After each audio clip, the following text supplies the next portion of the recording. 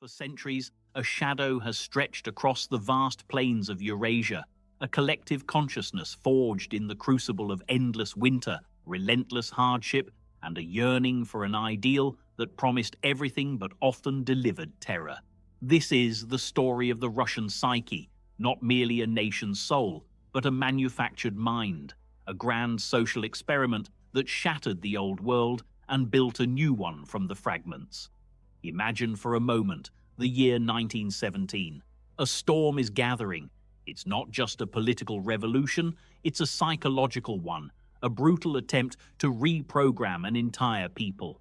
The old gods, the Tsar, the church, all were to be obliterated, replaced by a new singular truth, the collective. At its heart was a chilling ambition to engineer human nature itself. The architects of this new mind wanted more than just obedience. They wanted conviction. They wanted a new type of human, the Homo Sovieticus, whose identity was inextricably linked to the state. This was not an evolution, but a forced mutation.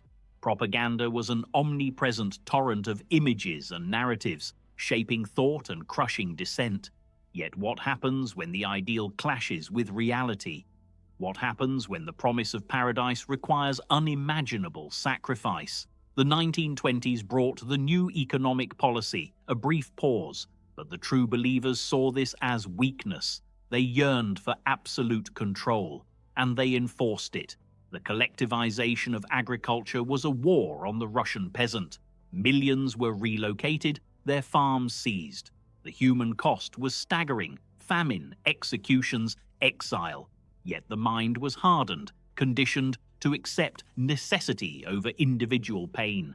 Then came the purges, a world where neighbors and friends vanish overnight. A whispered word could seal your fate. It wasn't about justice, but about terror and absolute psychological subjugation.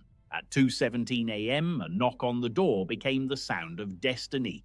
This pervasive fear became a central pillar of the Soviet psyche: suspicion, self-censorship, and a double-think.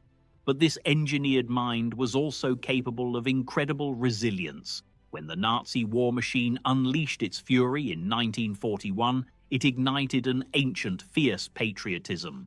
The Great Patriotic War was a national trauma, yet also a unifying crucible. This victory, however, legitimized the state's absolute power. The post-war era brought the Iron Curtain, a wall that further isolated the Soviet soul, dividing the world into us and them. Personal style was viewed with suspicion, yet paradoxically, a rich culture of underground humor and intellectual discourse flourished, a testament to the human spirit's refusal to be entirely reprogrammed. In the 1970s and 80s, the cracks became undeniable. The official narrative no longer resonated with a populace who saw bare shells and witnessed corruption. The system of surveillance became unwieldy. Fear dulled into weary resignation. The bitter joke, "They pretend to pay us, and we pretend to work," encapsulated the psychological contract.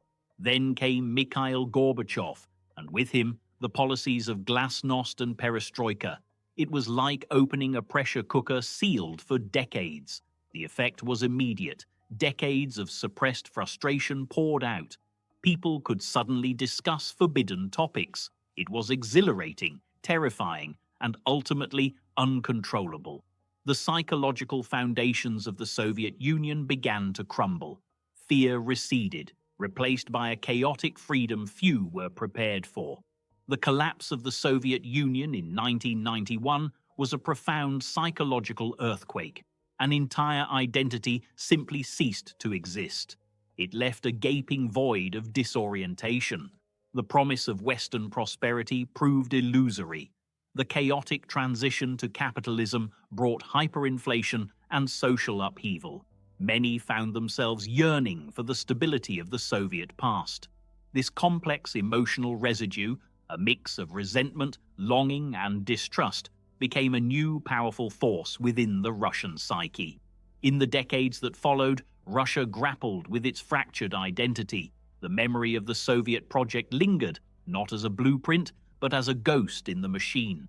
A desire for strong leadership and national pride resurfaced, resonating deeply with the lingering fragments of Homo Sovieticus. The language of external threat, once a staple of Soviet propaganda, found a new echo. The scars of purges and collapse are not historical footnotes. They are embedded deep within the collective consciousness. The Soviet Union may be gone, but the mind it painstakingly constructed still lives. It shapes decisions, fuels narratives, and continues to cast a long, complex shadow.